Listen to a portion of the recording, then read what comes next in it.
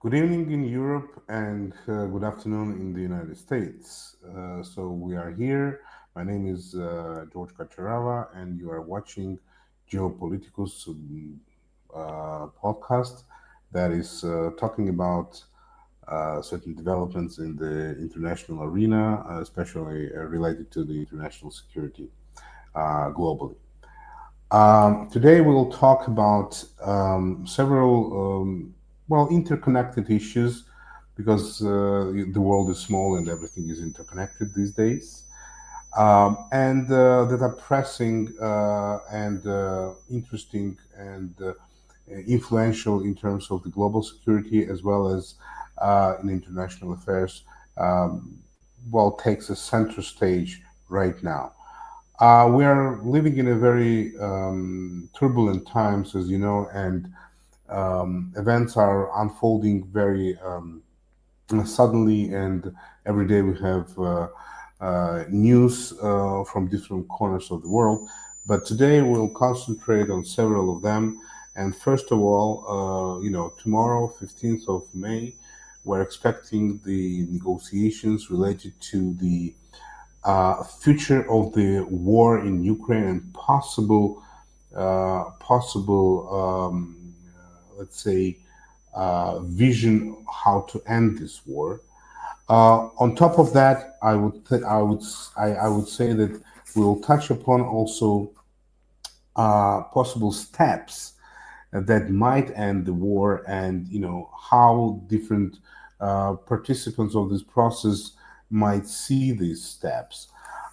Furthermore, we'll discuss also the victory parade of 9th of May in Moscow and everything that surrounds that. Not everything, but a couple of interesting observations that I would like to share with you.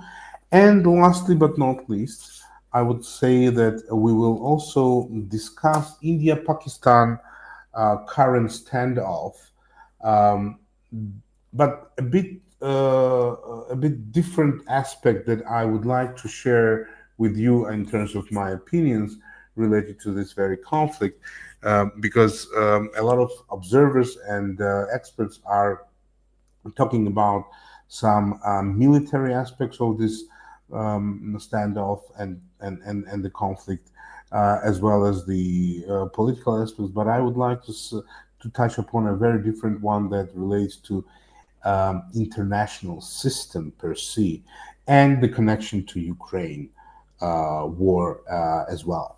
So let me start with the possible negotiations in Istanbul. As we all know, this proposal comes from President Putin, who basically expressed willingness to have a to continuation of the negotiation process between Russia and Ukraine. That was actually seized in 2022, um, and they were actually the location of these negotiations was in Istanbul. So he expressed the willingness to start in the same place from the same issues, on the same issues. There was a prompt response from President Zelensky saying that, okay, Thursday, 15th of May, I'll be in Turkey waiting for you, meaning waiting for President Putin. So we don't know whether Mr. Putin will be attending these negotiations or not. Well, probably not, as we know now. But we also don't know really, as we speak, official, delegation who will be attending from the or representing, let's say, Russian side on that. But before that, what happened is that on 10th of May, we had a very interesting meeting or visit of President Emmanuel Macron, Chancellor Merz, as well as prime ministers from Poland and United Kingdom to Kiev, where they had a very interesting and I think very productive meeting with President Zelensky, and which followed up with a telephone call or video conferencing, whatever, with the White House, where the sides actually agreed on certain issues, and that agreement was actually shared and supported, as I could say, by the White House. And this all relates to, first of all, um, support of Ukraine in terms of the military and political issues vis-a-vis adversaries, I mean, Russian Federation, and the formation of the coalition of willing uh, to counter actually Russian aggression in Ukraine. Well, this is, I think, a milestone because, first of all, European allies start to feel endangered, I would say, because the old existed security architecture in Europe basically is collapsing, and there is something has to be created to replace it. So we're talking now about the coalition of willing, and mostly we are talking about the NATO countries, of course, but that will be the you know kind of an alliance of nations outside of NATO or outside of EU uh, that will be mobilizing its resources and its military resources as well, because they actually agreed to deploy their certain contingents, military contingents, on the territory of Ukraine. And that also might be seen as a starting point for creation of European army. But most importantly is that this is, I think, a recognition, on the one hand, of the importance of Ukraine as a border state that protects Europe from threats coming from the east, and the role of Ukrainian military as the biggest and probably most effective, to date, military on the European continent. And therefore, we're talking about support and all kinds of support that Ukraine might get from European allies. And they actually agreed not only on the deployment of the military contingent, but also they agreed on investments into the military industrial complex of Ukraine just to boost its capabilities to defend itself and therefore to defend Europe from threats coming from the east. So that was followed. Yes, and one more thing. There was a kind of an um, ultimatum, or kind of. I mean, I don't like this kind of strong wording, but yeah, it looked like an ultimatum for Russia just to either to start ceasefire together with Ukraine on 12th of May. It was 2 days ago, and then to agree upon other issues just to stop fighting. I mean the hot phase of war, which never happened. But President Putin, agreed on the negotiations. So now going to President Putin in the same context, he had a very unusual statement that he made around 2 o'clock a.m. Unusual because I think, in my opinion, the timing was actually very rightly chosen, because that was not a statement that Putin made for Ukraine, or for that matter for his domestic audience. That statement was made for the U.S. Audience and policymakers. And if you will calculate the time difference, the 2 o'clock in the morning in Moscow was exactly the prime time for the United States in terms of the media outlets. And he was actually trying to make sure that those across the Atlantic who are interested in European affairs, and especially those who are interested in affairs related to Russia, they will hear what he said. Well, we have not learned a whole lot new from his statement, but his statements actually showed that he cares. He cares about the situation, not on the battlefield per se, not with the economy of his own country, not with death toll on the battlefield, etc. But what he cares about, and this is what I've seen in this process, is that he cares about relationship with the United States, and possibly, probably, and most probably with President Trump. Because if we will retrospect a bit early, several days ago, there were some statements coming from the United States President as well as United States Vice President, basically saying that Russia is demanding too much, and this kind of appetite cannot be satisfied by the other parties involved in the process. And that was a signal, I think, that United States is not very happy with with all this prolongation of negotiation about basically the smallest issue on the table in the agenda related to Ukraine, which is a 30-day ceasefire. So I think that was an attempt from the side of President Putin just to show his commitment uh, at some point, and as well to reiterate kind of a readiness of Russian Federation to negotiate. But what Russia is able, or not able, but is willing to negotiate, and what is actually can be negotiated is two different things. Because as we understand, and as I said in the very beginning, Russian Federation has not shown any sign of or willingness to compromise on anything related to their initial position that they had in 2022, meaning like demilitarization and denazification of Ukraine, whatever it means.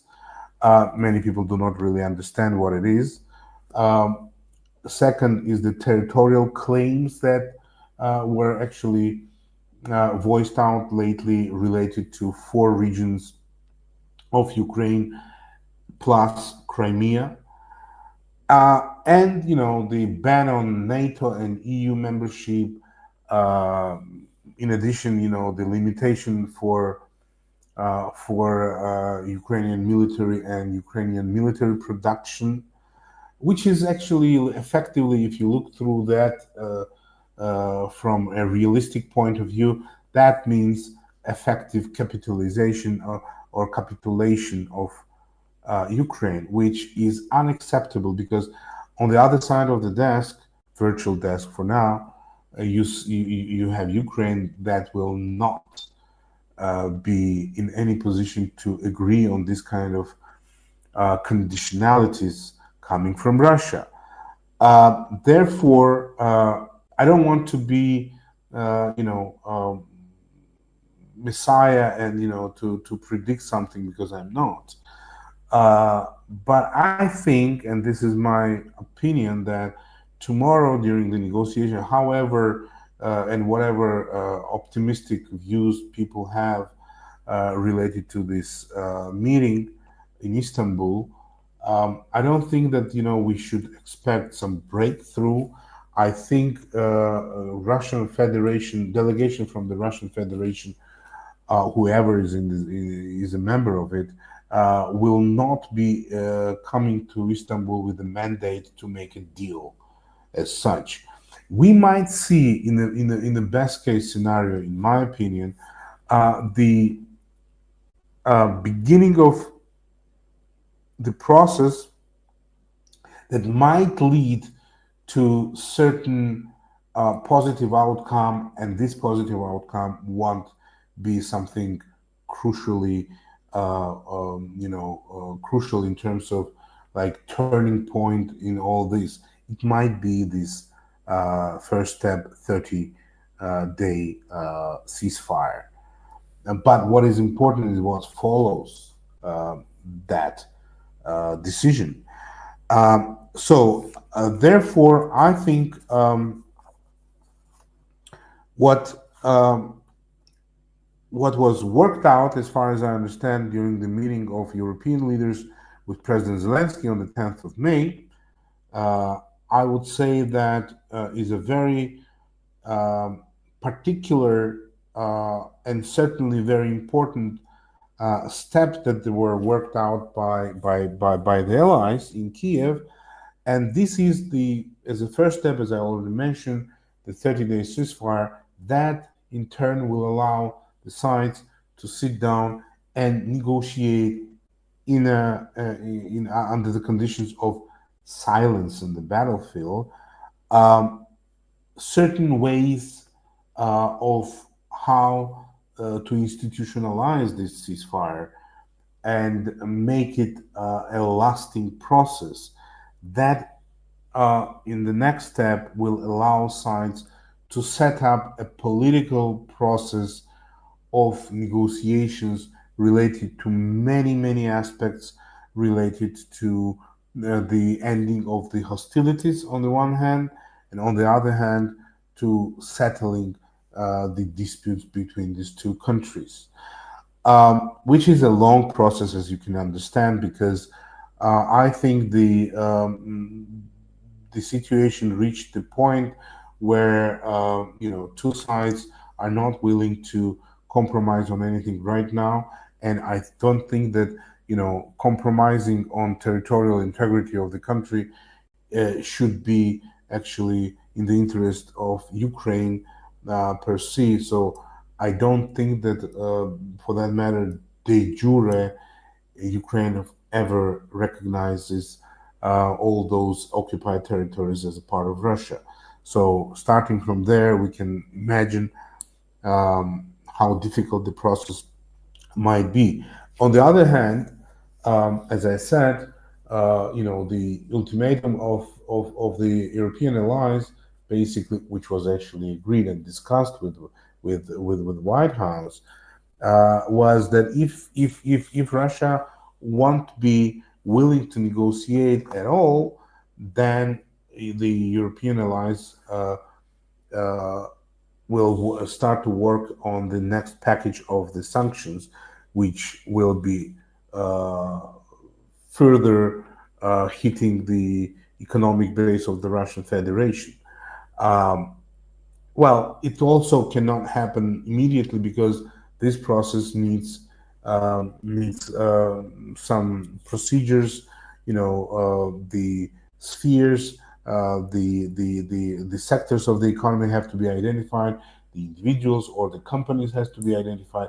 Then certain process has to be put in place for adopting those measures, etc.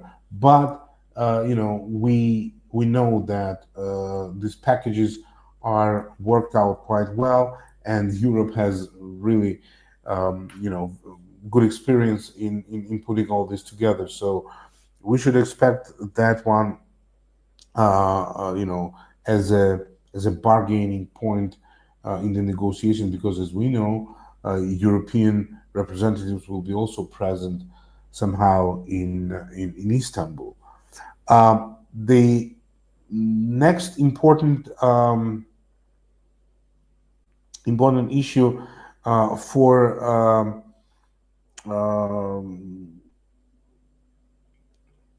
for understanding is basically uh, is a victory parade. Why for understanding? Because for Russian Federation, and before that for the Soviet Union, starting from Leonid Brezhnev actually, because in Stalin's time and even in Khrushchev's time, this parade was never actually held, because the population still remembered huge losses, human losses of the country during the World War II. Um, but why this parade was very interesting to watch and to observe? Because basically we've seen not the new military equipment or for military experts, it was something uh, interesting to observe and to understand where the Russian militaries are right now in its development, etc., as it was previously always. Now it was important to observe who was attending, who was sitting with him, who was talking with whom, the gestures, the body language, probably, and in general, the whole atmosphere related to those leaders that actually attended the parade. And we see there that the most important person, even more important, I would say, than Vladimir Putin himself during this parade was uh, leader of China, Xi Jinping. And the chairman Xi was in the center stage of everything what was happening on the Red Square that day. And we can assume that for Russian Federation and for Vladimir Putin himself, number one guest of this parade was China with its leader and talks to him and with him, and whatever they were discussing that was of utmost importance for the Russian Federation. And it is understandable because China largely was one of the main factor of sustaining Russian economy for the last 3+ years as a largest consumer as well as the largest supplier to the Russian economy. And this cannot be overestimated because if we're talking about prolonged conflict and the willingness of Russian Federation to continue the war in Ukraine in order to achieve those original goals that actually Russia is firmly, uh, you know, follows even now after 3+ years of military actions. I think without China and a couple of other countries probably, but mainly without Chinese support, direct or indirect, that can be qualified differently by different people. Um, Russia would not be able to sustain the war and its economy during the war. So we don't know what kind of negotiations and talks were held between the two leaders, in fact, but we can ask the question whether it is suitable or uh, how can I say, whether for China, continuation of the war in Ukraine is does any good. And I don't think so because uh, that the processes that are in place right now between the Russian Federation, sorry, but between the United States of America and China at the moment, and we're talking about the trade war, some, you know, different opinions about Taiwan and basically the policies of the United States, where China is the most important and sole adversary on the global stage. I think for China, for now, what is important is to keep focus on relationship with the new Trump administration, and to settle all the problematic, I would say, issue that our relationship between these two countries are characterized right now. Also, I think uh, in terms of the resources, and if this will continue, and if the European allies, together with the United States, will pour in those resources that were announced, after Munich conference, and since March this year, uh, to counter these resources on the battlefield and economically, and help Russia. that will probably be too much for China, because we also have to understand that according to many economists and many you know big players in the global economy, uh, well, the probability of the global recession is quite high and is going up. Whereas because of the this the economic global economic activity is going down, so that also drives oil prices down, or the the uh, there's a over we are facing the oversupply of oil and less demand for it. Therefore, the Russian oil is getting cheaper, and it's getting cheaper than it is planned by the budgetary arrangements in Russia, which makes deficit in the budgetary deficit in Russia possibly much higher than it was planned. In the under the condition of like active war, and of a continental scale with Ukraine, that's a bad news for Russian economy, as well as for many other economies that have to think about weathering bad times uh, later, maybe this year, or maybe next year as well.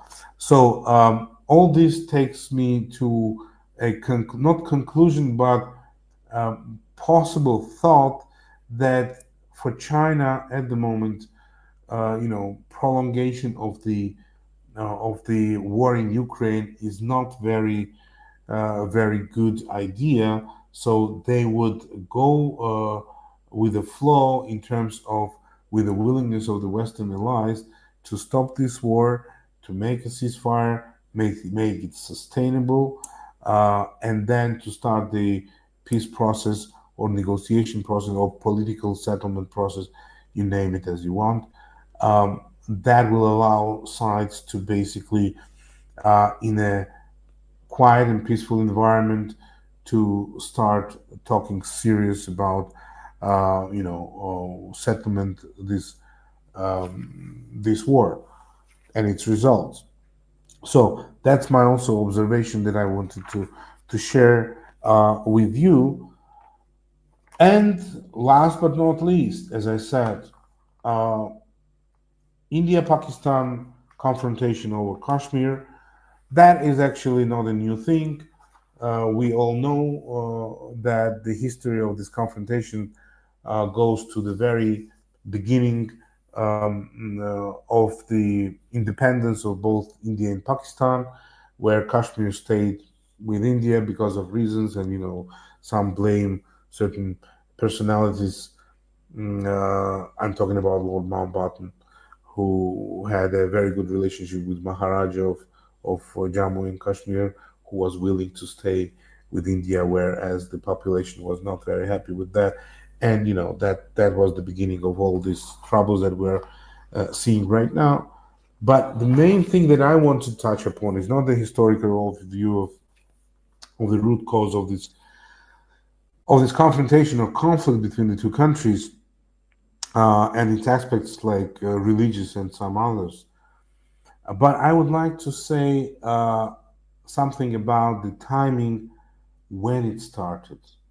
And if we will retrospect a bit, we had rumors coming out in the United States, very well known media outlets, about the possible recognition of Crimea as a part of Russian Federation, as one of the demands that United States is demands of Russian Federation, that United States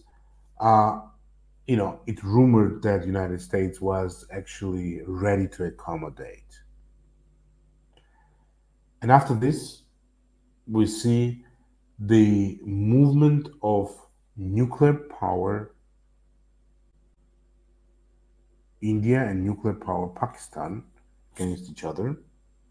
I don't want to blame or shame someone who started the first and whether the reason was, you know,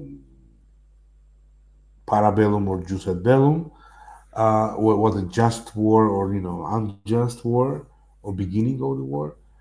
But what I want to say is that uh, this rumor actually might be the trigger for this confrontation, and I'm very serious about it. Why?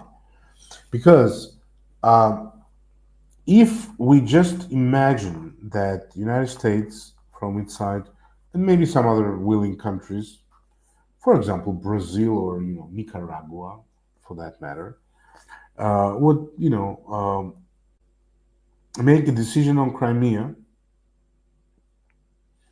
that is actually in a direct violation of current rule-based international order. Uh, that will set up a precedent, a very severe one for everyone else.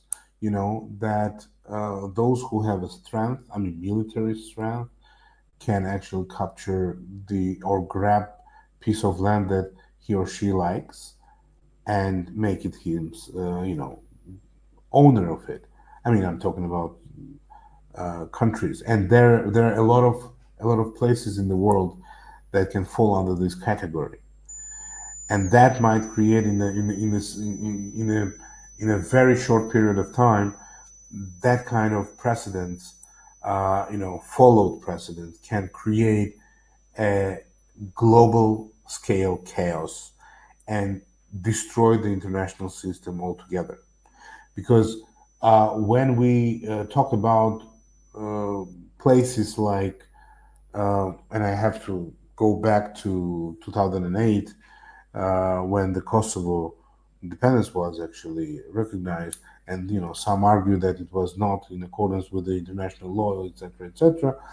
The Kosovo president still stays as a president, and I don't want to touch it, although I have my opinion because I spent nearly 8 years working in Kosovo, and I know what to talk and how to talk about it. But what I want to say is that till today, the legal issue for many, many states is not resolved. But Kosovo is a small piece of land, although important for those who are living there, and for the region, it's also very important territory, etc. But on the global scale, when we talk about Ukraine and those others, it's uncomparable in terms of the importance and potential influence on the global affairs. Therefore, I would say that uh, this kind of concessions towards Russia or towards aggressive state in the future in general can create chaos on the global stage. And I think those who are responsible for this kind of decisions, uh, whether they're elected or appointed officials, or whether they are appointed as a negotiators, etc., they have to take into account that when we speak about a particular problem to be resolved in negotiating this problem, we have to understand that behind this problem we might see and feel uh, global problems that are similar. Well, every conflict or every problem is unique, but in general, we have to think about the consequences of that, and please stick to those rules that are accepted and those volume of rules that we call now international law, because this is important that uh, such conflicts or war in Ukraine or problems that we see now in Ukraine should be resolved through the according to the letter of the international law. And with this, I also have to go back to Ukraine from Pakistan and India. That was the only aspect that I wanted to highlight related to this situation. And I do believe that these two nuclear powers will come to terms now, and they will restore their basically uh, nuclear deterrence status that these two countries had towards each other over Kashmir and in general in relation between themselves. But what I wanted to just state and remind, not remind, but to inform those who are might not be informed about it.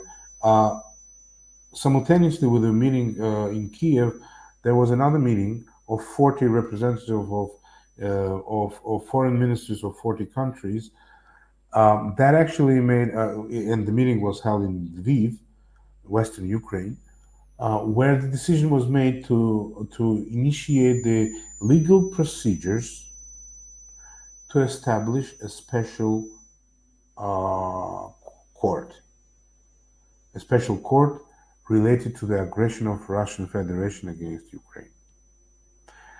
And we know several courts like that, and I would like to mention just two of them. The latest one, one was the court related to genocide in Rwanda, and another court is related to former Yugoslavia.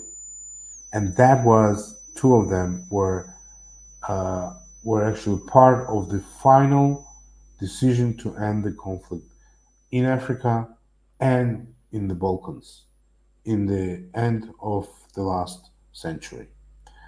Therefore, this decision is very important in terms of the understanding that international community is still um, based on the rules that was worked out through years of existing international institutions, and that this problem that we see now in Ukraine, I mean war in Ukraine, has to be ended through and using the international law principles. That's what I would like to share with you today. These are all my views, and I take full responsibility for those views. Anyway, thank you very much. Good night in Europe, and have a nice rest of the day in the United States. Bye bye.